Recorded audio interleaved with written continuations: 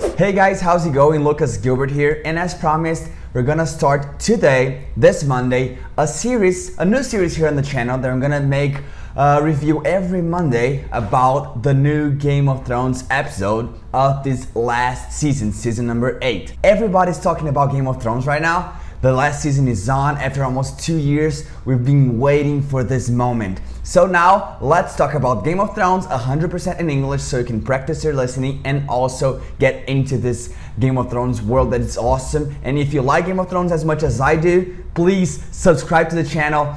Give me this like on the video as well. I'm gonna be really glad to know that you enjoy Game of Thrones as much as I do.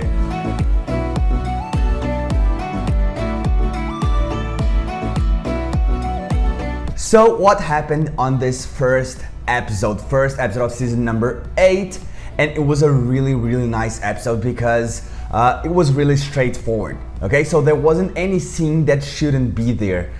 Every scene was important and every scene had to pay a lot of attention because it will matter a lot in the future. Some people didn't like this episode because it didn't have a lot of action actually. Some people were expecting wars and I don't know, heads rolling and swords fight and all these kind of things because this last season only has 6 episodes, so they thought things would move a little bit quickly, but it didn't. It was more a plot episode. We were talking about many different things that happened in the same episode regarding different kind of political situations, about relationships, and everything was just preparing for this big season finale that's gonna happen in a little bit, like a month and a half or something.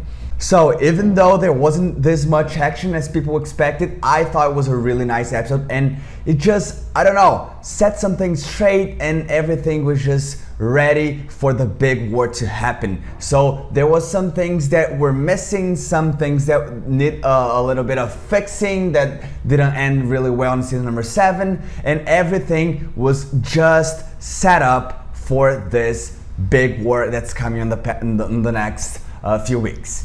So the episode starts with the army, the Unsullied army and the Dothraki army and all Khaleesi's army arriving in Winterfell. So Winterfell is a place where people in the north are united there. They're staying there to prepare for the big war, the living against the dead. The big army arrives and there's like a lot of people. So Unsullied, Dothraki, from some other people that Daenerys has in her army, and also 2 fully grown dragons. That was pretty amazing. So people just like watching the army arrive. They're a little bit like they didn't really know what was going on. They weren't really happy actually because people from the north don't really like foreigners, and Daenerys is a foreigner who is claiming the throne. But when they see the 2 fully grown dragons flying by Winterfell, and people just got terrified because they weren't expecting, because probably they only thought dragons were a legend, were a myth.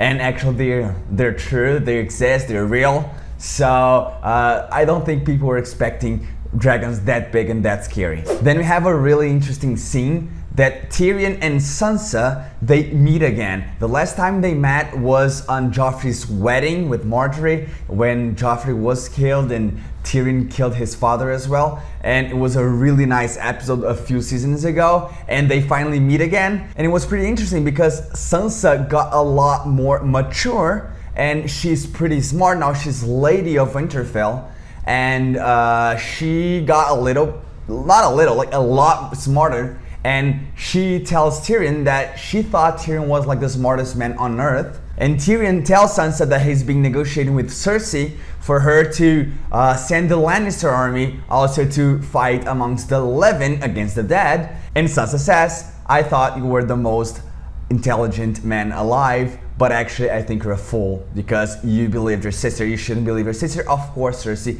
is not sending her army. And Sansa actually didn't know this, but she's actually right. Cersei is not sending the Lannister army.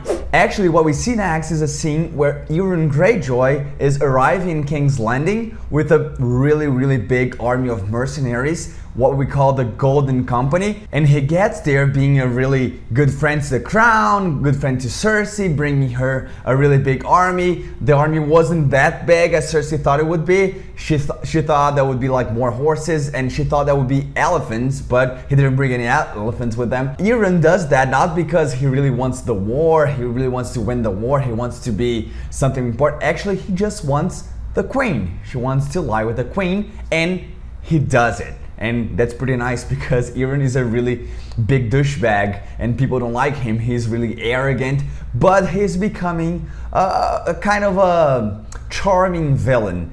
It's a different kind of villain. We're just used to Joffrey and Ramsay, and actually Euron's a little bit different from them, but we still, I don't know, despise him. That's pretty much what we do. So Euron gets what he came for, and now we just have to wait to see what Euron's gonna do next. If he's gonna keep being an ally with the crown, he's gonna be a friend of Cersei, or he's gonna just switch sides, come back to the Iron Isles. I don't know what's gonna do. He's just really unpredictable. Then we notice that people in the north are not happy. They're not satisfied with the situation because Jon came back with a foreigner with a really huge army, but he gave up the crown. People in the north crowned him as king in the north, and he just gave up the crown to bring Daenerys with him and her army to fight amongst the living against the dead. And Jon said he doesn't really care about the title. Actually, he was really honored because he was crowned king in the north, but actually it doesn't really matter because if Daenerys wouldn't come, everybody would die. So he just said, okay, I'm gonna give up my crown, I'm gonna serve Queen Daenerys, she's gonna be a good queen, she's a good person. I don't really care who's gonna be queen or king actually, because we just need to live, or otherwise in a few months probably everybody's gonna be a huge army of the dead. Then we see a really nice scene. It's actually not that meaningful, but it's a really beautiful scene, probably the most beautiful scene in the whole episode, that Jon and Daenerys go dragon riding. They go dragon riding, and in the first place, Jon is a little bit scared. Actually, he's terrified of the dragons. He doesn't know if he can touch them and not even ride them actually. But he's a Targaryen, as you all know, so Jon could touch the dragon, then he could just climb the dragon and ride him. So he climbs on the dragon, they just go flying around, it's a beautiful scene. So they land, when they land, they have this love moment. It was a little bit awkward, but it's happening. Jon and Daenerys are kind of in love with each other, so let's see where this is gonna lead us. After that, we had the most important part of the episode, that Daenerys comes to talk to Sam because Sam saved Ser Jorah when he was in the Citadel, and Ser Jorah goes there for Daenerys to thank Sam, but Daenerys didn't know that Sam was actually a Tarly, and Daenerys had just killed his father and his brother. We all know that Sam didn't like his father. He was kind of fond of his brother, but he didn't like his father. But when Daenerys said that his father was dead and also that his brother was dead, he got really upset. He got really emotional. We could see that just on his face. And it was really interesting because we all see Sam as this really harmless creature. He's just really nice and he's really cute, but that time was the first time that we really saw Sam upset and sad and emotional. When he realized his father and his brother are dead, he just asks Daenerys to excuse him, and he goes down really bad, just crying and thinking about, I don't know what he was thinking, but he was really upset when he sees Bran. And Bran looks at him and says, "You need to tell Jon." And that's what we were expecting for season 8. That's what Jon needed to know, and it happened on episode 1. So Bran says, "You need to tell Jon." And Sam is really insecure, said, "No, you're his brother, you need to tell him." And Bran said, "No, I'm not his brother, you know I'm not, and you need to tell him. You're the person who Jon trusts the most." So Sam goes there and meets Jon at the catacombs to tell him the truth. In the beginning, Sam starts like, I don't know, trying to tell him in a nice way, but Jon is not really getting it. And then Sam just spit it out. He just says, oh my god, you're not getting it. You're not king in the north. You're king of all this freaking 7 helms and stuff. And Jon gets really surprised. He didn't know what was going on. He thought he was a bastard his whole life. He was a big fan of his father, Ned Stark, who he thought was his father. He didn't believe that his father would lie to him for all these years. And actually, Sam explains that Ned didn't lie to him. Actually, he was protecting him because he promised her sister, Lyanna Stark, Jon's mother, to protect him at all costs. So Jon figures out he's actually the son, a legit son of Lyanna Stark, a Stark, and Rhaegar Targaryen, a Targaryen. So he's both a Stark and Targaryen, what explains why he's really good with dragons. After that, we see that people at Winterfell are forging weapons with dragon glass. We all know that the only way to kill White Walkers is through dragon glass. That's what works. Regulars still won't kill them, they'll just be reborn again, I don't know. So they're forging weapons with dragon glass, and Gendry forges a really nice axe to the Hound, and the Hound is not a really pleasant person.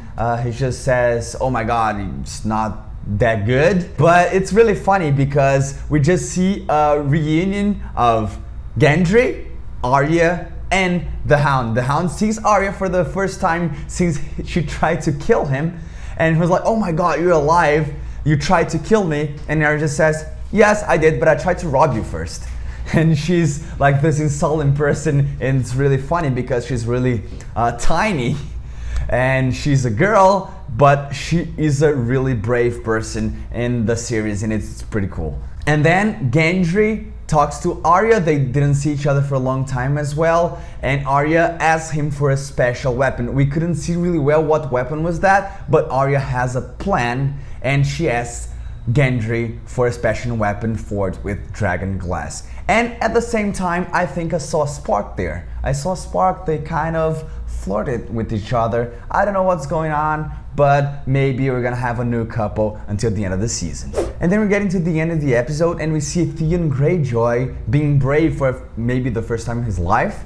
And he gets into the ship where his sister Yara is being held captive, and he and some of Greyjoy people just kills everybody in the ship and rescue Yara. Theon says that Yara is his queen. For him, she is the queen. She's the queen of the Iron Islands, and he says that he wants to go fight along with the Starks. And she said it's okay if he wants to go. It's okay for him to go. So probably we're gonna see Theon Greyjoy join the living cause at Winterfell. Now we had a really nice scene, and probably after Jon knowing that he's actually the real heir to the throne, this was the most important scene of the whole episode. We see Tormund and Beric really up north after the wall has fallen. They survived. They were there in a castle looking for survivors, looking for more people, and they stumble with some of the Night's Watch people. The army of the dead are already past them. They're already past the wall, and they're heading to Winterfell. And these guys meet. They're just looking for some stuff inside this castle. They don't really know what. They're looking, I don't know, to check out if there were any deads left or something like that. But they see a really, really unusual thing. At the beginning of the episode, we see Lord Umber, who is a really little lord, a child lord. He asks for more horses to bring his people to Winterfell, and Sansa says it's okay, he can go there, he can use how many horses he needs, how many horses they can spare to bring his people to Winterfell. And then he just goes. And we see at the end of the episode that he tried to get to his people, but he was intercepted by the White Walkers. And we see the little Lord Umber impaled with kind of a pattern made of human arms. It's kind of a spin wheel, actually. And it's interesting because that's not the first time that we see White Walkers doing patterns with human parts. Actually, the first scene ever of Game of Thrones, Season 1, Episode 1, the first scene, we see 3 people from the Night's Watch. They stumble across a White Walker, but before one of them, they just saw a lot of dead people, a lot of human parts just forming another pattern. We see other patterns in season 3 when John is north of the wall, so it's kind of a way White Walkers send a message. It means what? It means the White Walkers are coming and the living needs to prepare themselves because winter is not coming, winter is here. And the last scene of the episode is Jamie freaking Lannister arriving at Winterfell. The last time he was there, he pushed Bran from the tower and he lost the movements of his legs and he's never been to Winterfell ever again. And he gets there to find amongst the living, and who is the first person that Jamie Lannister sees? Bran Stark. Bran Stark is there and the episode finishes with them staring each other. I don't know what's gonna happen next Sunday when Jamie Lannister actually introduces himself to everybody there and everybody hates him. As you know, he's a Lannister. He has always been by Cersei's side and he's always being seen as an enemy. He's killed a lot of people. They are fighting together now, but now he wants to be part of this cause as well. So I hope you like this review. I hope you could practice your listening. I hope you're enjoying season 8 of Game of Thrones. And now we're gonna wait to see what's gonna happen next Sunday. And actually what's really making me think is that Jon Snow said he just gave up his crown to save his people. But he didn't know he was the legit heir of the crown. Actually, the crown is his by right. I don't know if Daenerys is gonna do the same thing. Do you think that Daenerys is gonna give up her crown that she has been claiming for, I don't know, 8 seasons already to save her people? She said she's gonna break the wheel.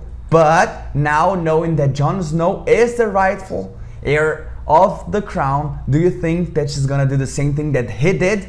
Give up her crown to save her people? I don't know. That's what we're gonna see on the next episodes. So I hope you liked this review. I hope you could practice your listening. If you did, please give us a thumbs up and also subscribe to the channel. Click on the bell so you can also get notifications from the next reviews. We're gonna do a review of the episode of Game of Thrones every single Monday from now on for the next 6 Mondays. I hope you like it and I see you next week.